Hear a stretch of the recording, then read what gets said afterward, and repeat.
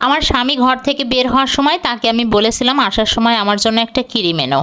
সেই কথাটা আমার শাশুড়ি পাশ থেকে শুনে ফেলেছিল। আমার স্বামী যাওয়ার পর আমার শাশুড়ি আমার চুলের মুঠি ধরে আমার মুখের দিকে তাকিয়ে বলল, লাগাও, আরো বেশি করে ক্রিম লাগাও, এই রূপ দেখেই তোমার ছেলের মাথাটা খেয়েছো। আমি মুহূর্তেই ভ্যামাচাকা খেয়ে গেলাম। বিকেলে আমার ননদিনের মাথায় তেল দিয়ে দিচ্ছিলাম, তার পাশেই আমার শাশুড়ি বসে বসে পান খাচ্ছে। তখন আমার স্বামী ক্রিমের প্যাকেটটা আমার হাতে দিয়ে বলল, এই নাও তোমার ক্রিম, তুমি ক্রিম আনতে বলেছিলে না? তখন আমি বললাম, না আমার কোনো ক্রিম লাগবে না। তখন আমার স্বামী কিছুটা অবাক হয়ে আমাকে বলল, লাগবে না তা আনতে বলেছো কেন? নাও, এনেছি যখন এবার নাও। পাশ থেকে আমার শাশুড়ি বলে উঠলো, যা বউটাকে সাথে করে নিয়ে সাজিয়ে গুজিয়ে আলমারিতে তুলে রাখ। তোর বউয়ের তো আবার এই রূপটা ছাড়া আর কোনো গুণ নেই, না পারে কোনো রান্না বান্নার কাজ, না পেরেছে বাপের বাড়ি থেকে কোনো জিনিস আনতে। আল্লাহর কাছে কি এমন পাপ করেছিলাম, নইলে এমন আত্মীয়দের সাথে আত্মীয়তা হয়? আমার ননদ পাশ থেকে ক্রিমের প্যাকেটটা তার ভাইয়ের হাত থেকে নিয়ে বলল, ভাইয়া ভাবি যখন ক্রিমটা নিচ্ছে না তখন ক্রিমটা আমাকেই দাও। তখন আমি কিছু না বলে চুপচাপ আমার রুমে চলে আসলাম। আমার স্বামী তখন ওদেরকে কিছু না বলে চুপচাপ রুমে চলে আসলো। রুমে এসে মনে মনে ভাবছিলাম যে একজন মেরুদণ্ডহীন লোকের সাথে আমি বিয়ে করেছি। নিজের চোখের সামনে তার স্ত্রীকে তার মা বোন মিলে কতটা অপমান করে, আর সে কিছুই বলে না। আমার শাশুড়ির অত্যাচার না হয় আমি মুখ বুজে মেনে নিলাম, কিন্তু আমার স্বামীর এই অবহেলা আমি কিছুতেই মেনে নিতে পারছি না। কিছুক্ষণ পর আমার শাশুড়ির ভাইপো আসলো। তখন আমার শাশুড়ি ন্যাকামো করে কান্না করে ভাইপোর সাথে বলছে, আমি আমার মনের আশা পূরণ করতে পারিনি। কেন ফুপি, কি হয়েছে?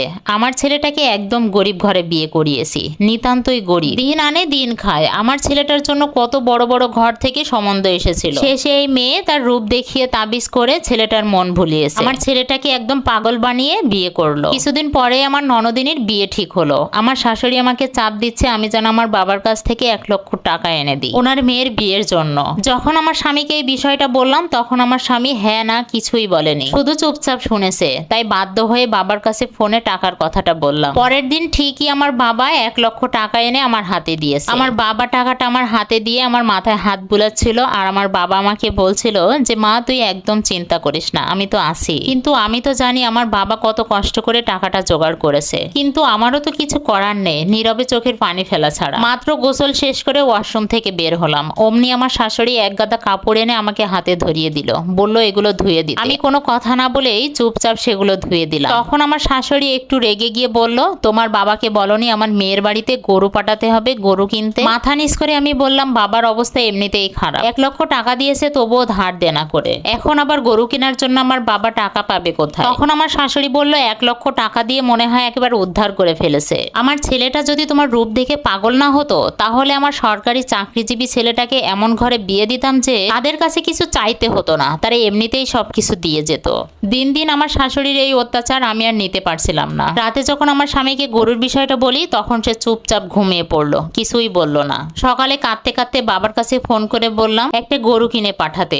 সকালে আমার ছোট ভাইটাকে দিয়ে গরু কিনে পাঠায়। এত বড় গরুটা দেখেও আমার শাশুড়ির মন ভরেনি। গরুটা দেখে বারবার বলছিল গরুটা তো ছোট হয়ে গেল, আর একটু বড় গরু পাঠাতে পারলো না? আমি আমার শাশুড়ির কথাগুলো আর নিতে পারছিলাম না। তখন আমি রেগে গিয়ে বললাম, আমার বাবার বাড়ি থেকে আনা গরু আমি কেন আপনার মেয়েকে দিতে যাব? আপনি আপনার নিজের টাকা খরচ করে মেয়েকে গরু কিনে দিন না। আপনাদের যখন যা মনে হচ্ছে তখন আমার বাবার কাছে চাইছেন। আমার বাবার কি টাকার গাছ লাগানো আছে যে আমার বাবা ছিঁড়ে ছিঁড়ে সেখান থেকে কিনে দিচ্ছে? নিজের মেয়েকে বিয়ে দিয়েছেন আর আমার বাবাকে টাকা দিতে হলো। নিজের মেয়েকে বিয়ে দিবেন, নিজের টাকায় বিয়ে দিন না। ছোট লোকের মতন কেন আমার বাবার কাছ থেকে টাকা আনতে চান? যখন আমার শাশুড়িকে এসব কথা বলছিলাম তখন আমার স্বামী এসে বলল, তুমি কি বলতেছো এসব মাকে? এগুলো বাদ দাও না, দয়া করে একটু মানিয়ে নাও। আমার স্বামী ওর মাকে বলছে, মা তুমি ওকে মাফ করে দাও না, ওর ভুল হয়ে গেছে, এমন আর কখনো করবে না। আমি এই অন্যায়গুলো একদমই মানতে পারবো না। তুমিও তো স্কুলের টিচার, তুমিই তো স্কুলে গিয়ে স্টুডেন্টদের শিক্ষা দাও অন্যায়ের বিরুদ্ধে লড়াই করতে আর যৌতুককে না বলতে, কিন্তু তুমি তো নিজেই ছোট লোকের মতন শ্বশুর বাড়ি থেকে যৌতুক চাও। তোমার মতো মেরুদণ্ডহীন মানুষের সাথে আমি একদিনও সংসার করতে পারবো না। আমি সেদিনই শ্বশুর বাড়ি থেকে রেগে বাবার বাড়িতে চলে আসি। বাবা আমাকে রেগে গিয়ে বলল,